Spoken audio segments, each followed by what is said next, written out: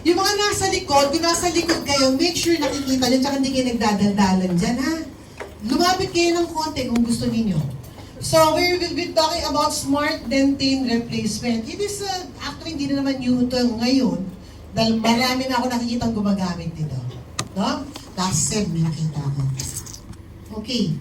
So, we all know that the primary disadvantage of your composite resin is shrinkage. Lagi naman yan eh. Kahit mahal, kahit mura, shrinkage meron. Natatang composite. Okay, so, mas na-aggravate siya if you place too much composite restoration. More than 2 millimeters. So, what happened here is what? This may lead, if there's too much stress and contraction, to micro cracking in the bulk, small cracks in the bulk. So if you have small cracks in the bulk, it weakens the interfaces, humihina. And then it debonds the local areas between the bonded surfaces na de-debond na tatanggal. So these are the 3 factors that can lead because of too much stress and contraction during polymerization. So ayun ang susumpuin natin. That's why we have new technologies. Kasi lahat kasi ng composite will undergo yan. So lahat magde-debond? Of course not, diba? So one way to prevent this is, paano? Ano? Incremental technique. Very good.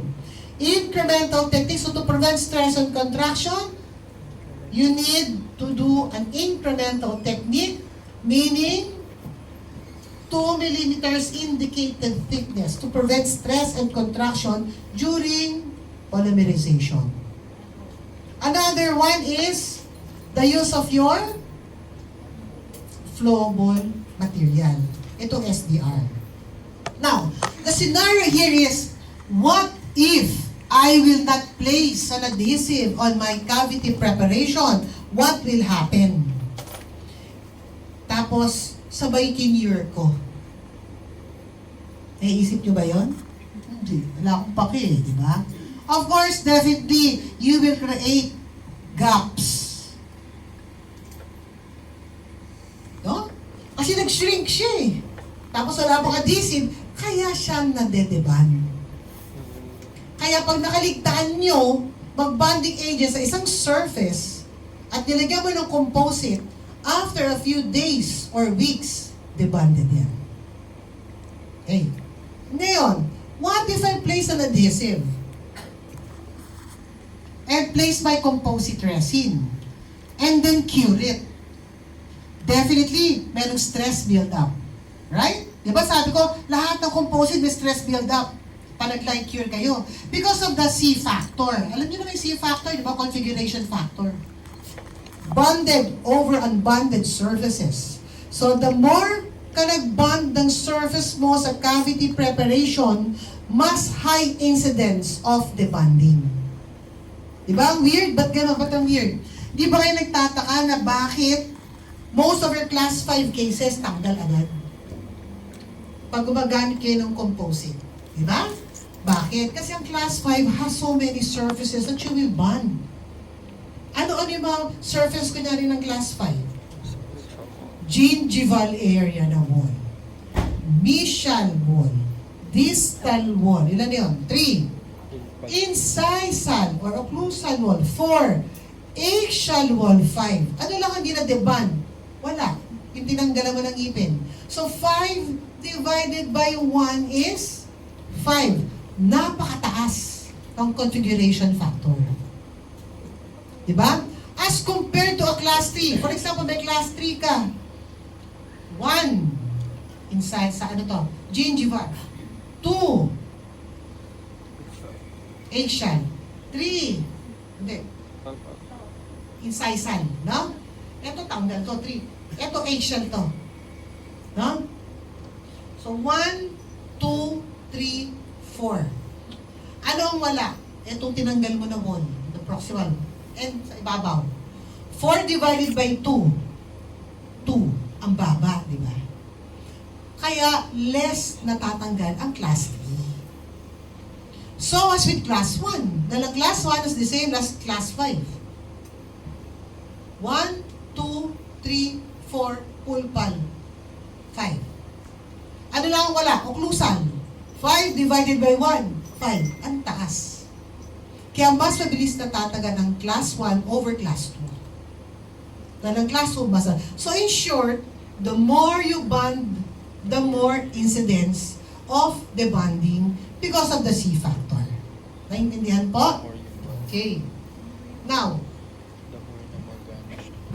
if I place, matigas ulo ko too much composite, stress is too high, so what will happen? I will fracture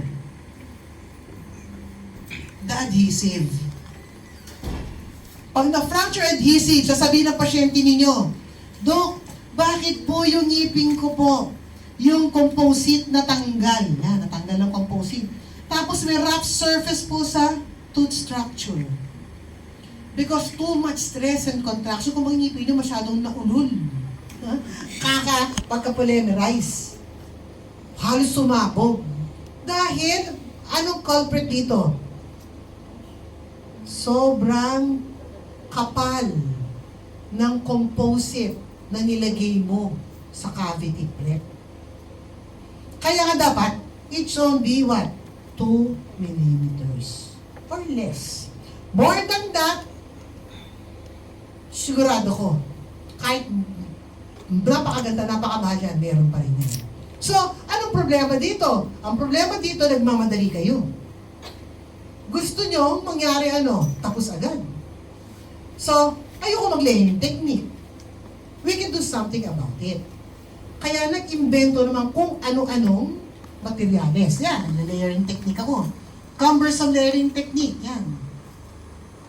Then, still, well-cured pa rin naman siya sa akin Pero ayaw pa din. Kaya nga, dito na papasok yung innovation of the materials para to counterpart?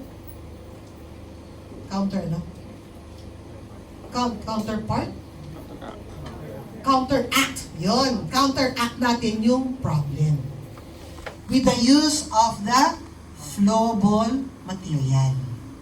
Okay? So, not all flowable material has this kind of characteristic. Kaya nga, innovation.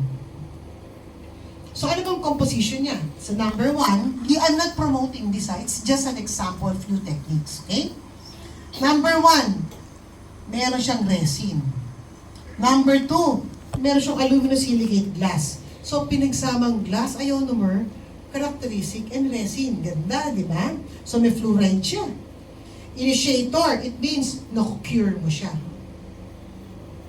Meron din siya sa iron oxide sa shade. And most importantly, meron siyang, okay, if this is a conventional composite, bakit hindi pwede 4 to 6 mm? Bakit hindi pwede more than 2 millimeters? Kasi wala siyang modulator. So what is this modulator? Well, these modulators, these are the stress breaker ng composite niya. So naglagay sila ng maraming modulator because this breaks the stress and contraction. That's why you can add as much as 4 to 6 millimeters for your base. Diba? So ang ganda. Mamaya makita nyo kung ba't mas maganda pa siya. So basically, bulk siya by bulk. So pag by bulk, 4 to 6 millimeters ang thickness pwede. Indications, pwede siyang as a base sa class 1 and class 2. Usually kasi pag class 2, pag nasa bandang gingival area, di ba lagi sinasabi sa inyo, huwag kayong magbe-base using your calcium hydroxide kung gusto mo i-protect. Kasi yun, natutunaw. So pag natunaw siya, that creates space. And that space leads to micro leakage. Eh eto, pwede ba ito? Pwede kasi made out of resin siya. Pwede, hindi siya na i-dissolve. Okay, so pwede rin siyang pit and fissure sealant, yung mga prophylactic odontotomy. Diba? Yung sinisil mo yung mga molars nila. It can also removes defects or undercuts. Diba, gumawa kayo ng indirect Sa indirect, di ba, minsan pag kinukuha niyo ng kinukuha, yung caries nagkakaroon ng concavity. Siya ang taga-tapal. Huh? And then, core build-up sa endo.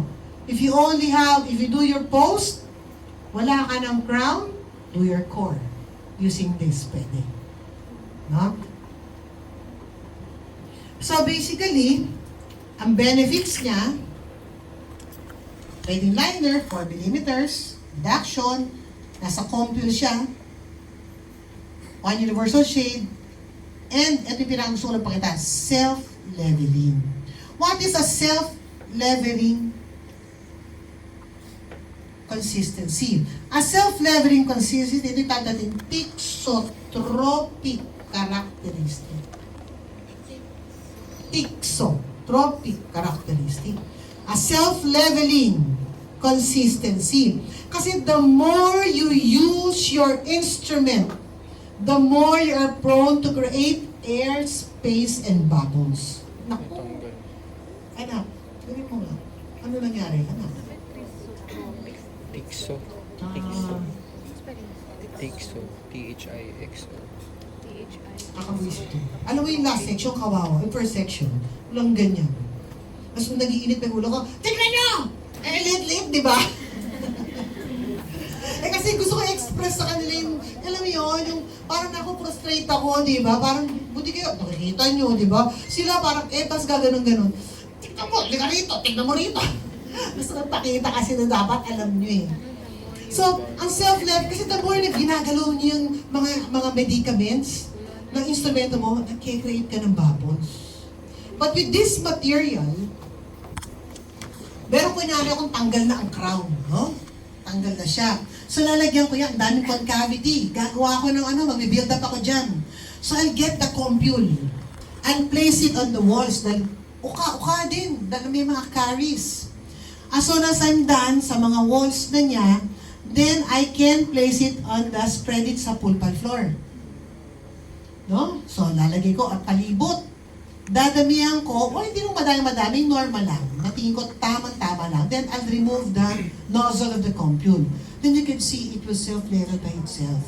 Oo. So, lahat yan, habang nag-i-spread siyang ganyan, less bubbles. Kasi minsan meron akong produkto, I will not tell you na lang. May nagsabi sa akin na self-leveling yung produkto. Kaya hindi niya ata alam ang itsura ng self-leveling. Ako, bakit hindi ko po nakakita umaangat? Nandoon lang. So, huwag kayong papaling lang. Kaya pinapakita ko sa inyo, ha? Dapat umaangat pa rin naman. Okay? Now, this is what you're doing right now, eh. So, maglalagay ka ng adhesive. Then, maglalagay ka ng liner, flowable material. And then, do the incremental technique. Yan. Ito occlusal third, may tawag dyan, pwede rin tawag dyan ay capping. It is the occlusal third of your composite restoration. Kaya pag nandinig kayo, how's your cap? Sa mga ibang bansa ngayon eh. Do you have a very nice capping? Hanap ka, dyan, di ba? Sabihin nun, occlusal anatomy. Occlusal third. So, this is the benefit of SDR. Lagay ka ng adhesive. Lagay mo agad si SDR, 4 to 6 millimeters. And the rest is history. Diba? Less than 2 millimeters if you're packable, tapos ka kagad. Okay? So, place your adhesive.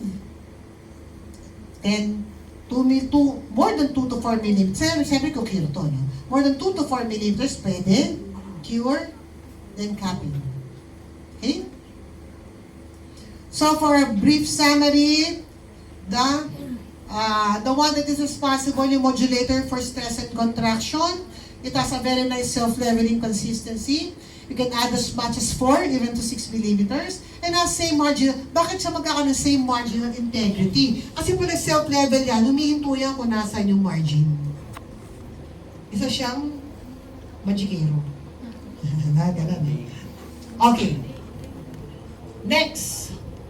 Sectional matrix system. Ito parang hindi na nga sa inyo bago, no? Kasi lahat kayo gumagawa. Pero ba't nagtataka ko, ba't may marami sa inyo na gumagawa ng class 2 na naka-celluloid strip? Yun lang. Diba? Ikaw, hindi, no? Meron ko nakikita, naka-celluloid strip. Hindi ko nga malawang, galing niya eh, paano nagawa ang convexity.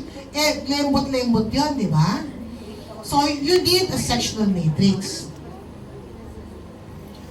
And ang tawag sa system na to is auto-matrix. Ang mga matrix natin, auto-matrix, sectional matrix, TOEFL MAC, yan ang pwedeng gamitin. No? For composite.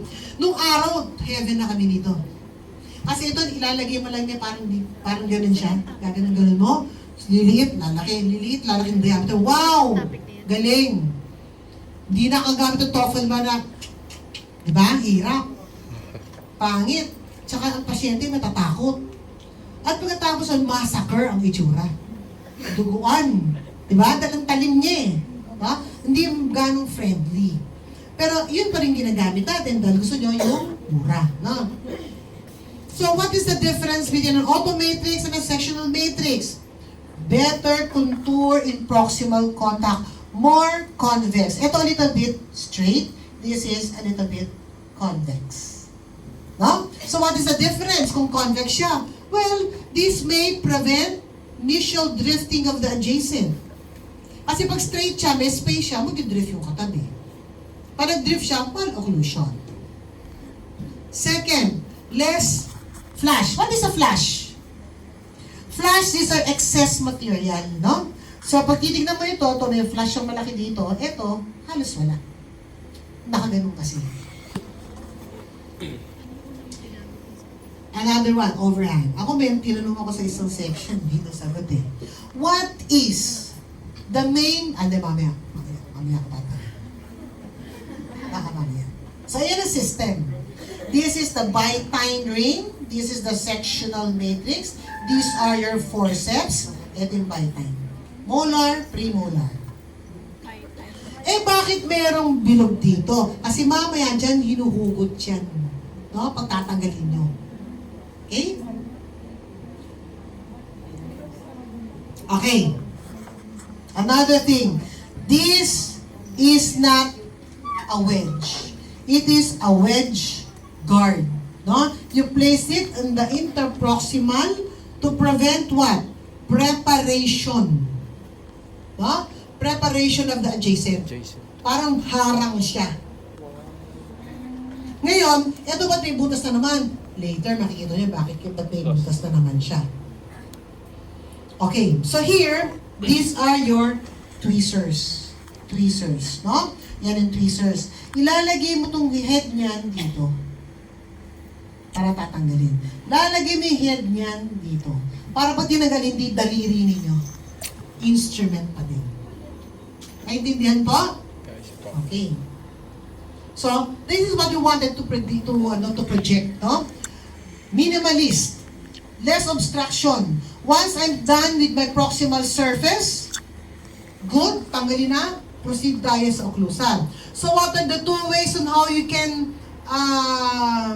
build up your proximals, your posterior restoration? These are the use of what system, ano? Ano ka ba na? Stamp technique. And the other one is cusp, build up technique. Okay? Lahat siya ng gusto natin, tapos ang proximal surface, purely occlusal ang pagtutunan natin. So again, I will use my stamp technique if I have this kind of cavity. It means, nakikita nyo lang yung kanyang naaninag mo lang siya, pero lahat ng developmental groups niya, tinamaan. Okay? So pag ganyan, pwede natin gamitin ang cusp build-up technique because it is closed cavitation. Ang open cavitation, doon si cusp build-up, pag stamp, close. Kasi ba't close? Para makuha nyo itong developmental groups na yun, pa nag-stamp ka later. I get a piece of polyvinyl silicide impression material, mix the base and the catalyst, and then I'll take an impression of this lang. Gagawin mo lang. Tapos. Ayan. Anuharin niyo muna yan. Commercial. So you place your wedge guard, and then you do your preparation. No? Yung wedge guard talaga malaking tulong, most especially for class 2 preparation. Kasi it will prevent from what? Preparation of the adjacent. Yun ang pinakaano. Then, when you do your preparation, gawa ka muna ng class 1, pag class 2 ka, no? Gawa ka muna ng class 1. Pag gawa mo ng class 1, that's the only time, pag binrake mo yung wall, again, you will appreciate the wedge guard, the use of your wedge guard. Anong mali sa ganyan? Meron siyang too much heat na wala kasing tubig. Kaya ayun ang effect pag hindi kayo gagamit ng tubig sa type doon. Magkakaroon siya ng, although sira-siraan yun na lang. Pwede mo rin naman siya, with the light stroke, matatanggal naman yun eh. Okay yan, papunta ka na sa wall, no? Makikita mo, pagdating sa wall, pag binrake mo siya, you're very safe na hindi ka magbabayad ng isa pang typo. Sa pre-board, di ba may bayad? Yes, may bayad yun. Akala, hindi nyo pwedeng bumagin yun. Yan, bababaan mo na siya. Is your straight. Baba, baba, baba. To create your gingival floor. Now, to define the walls, to define the gingival floor, what is the highly recommended to flatten the gingival floor? Yeah, yung inverted. Walang inverted sa ganyan. Tatandaan nyo, mag-scope type ka. Use your end cutting burr. Yung end cutting burr, kahit isway-sway mo yan, hindi maapektuhan lahat ng walls. It's only the gingival floor that you will prepare. Natatamaan. So you place your sectional matrix, the bite binding, then wedge, pasok sa loob. And then I will get my SDR. What's good about the SDR, it is made out of resin. So, hindi ka mag-worry na maging insoluble siya. So, tingnan mo, magaan yan, magsa-self-level. Okay? Pero may pagkakamali ako dyan. Atat ako eh. Hindi ko nakita yung sa side na yan. Ayan o. Meron. Kita niya? Oo. Hindi ko na inulit. Then, remove it. Remove tuloy. You place your proximal box, dahil para wala na akong poproblemahin sa occlusa, sa proximal occlusa na later. Gawin mo muna yung wall. No? Pagkagawa ng wall, pag okay na siya, cure mo na siya, mas less, no? Mas madali ang buhay mo. Cure it for 20 seconds, and then remove my bite binding, then get my tweezers, pasok ko sa hole, yon, and again, I get the tweezers again, place it there, remove. So you have a very nice convex wall. Now, I'll get my packable type of composite.